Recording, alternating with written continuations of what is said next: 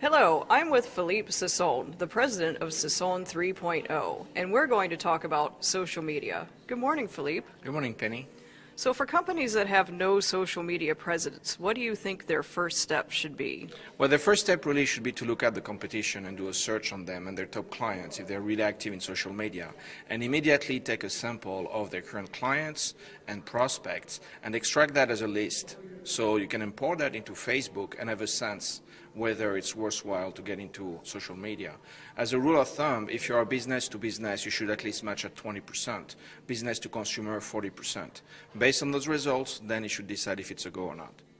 Okay, so beyond Facebook, what about Twitter? Well, Twitter is really the kind of company that people love to hate. It's a kind of company that makes a big difference in many different areas. As far as businesses are concerned, the best use of Twitter are twofold. The first one is competitive intelligence, getting to know what your clients, potential clients, are saying about you and your company.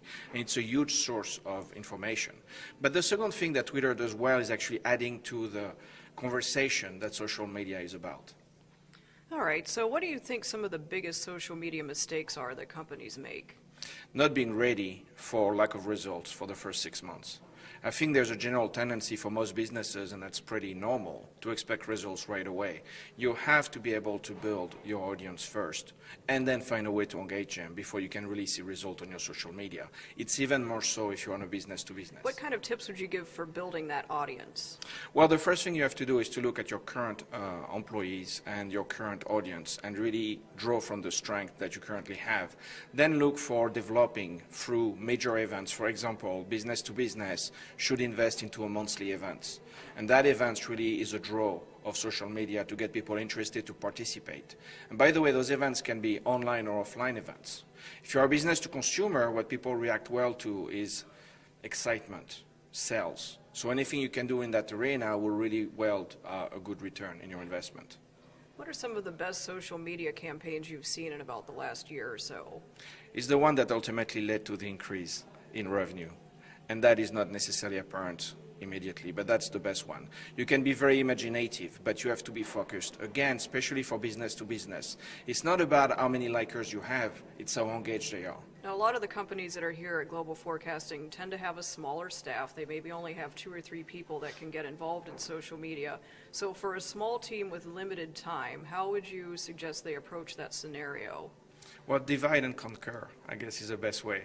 You need to find one person, ideally the CEO of the company at that size, that will be involved in terms of some content. For example, writing a blog. That person, the CEO, should spend about 30 minutes to an hour a week writing that blog. Then the team should be the one to actually take that content and supplement it from content from clients and customers and others, and actually put it into the world of social media. The time commitment, if you are very focused, is not exactly... It's about 4.5 to 5 hours a week for the whole company to be able to get a presence and succeed in social media. Beyond blogs, where else can companies find content for social media? Well, the best content comes from the clients, the customers. So anytime you can ask that questions, and by the way, we talk about content, is not necessarily the written word. Content comes in many different formats. If a picture is worth 1,000 words, what is a video worth? So the video is something that is very easy to do.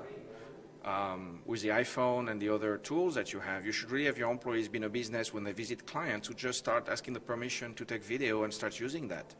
The best tool, though, will come directly from the client. So make it easy for them, and they will recommend your business. They will recommend and explain why they're such a big fan. What kind of tips would you give for a company as far as building a social media plan or a strategy? Well, again, as I say, you have to be patient. The second thing is you have to be laser-sharp focused. There's a lot of chatter in social media. We as a company follow over 220 sites.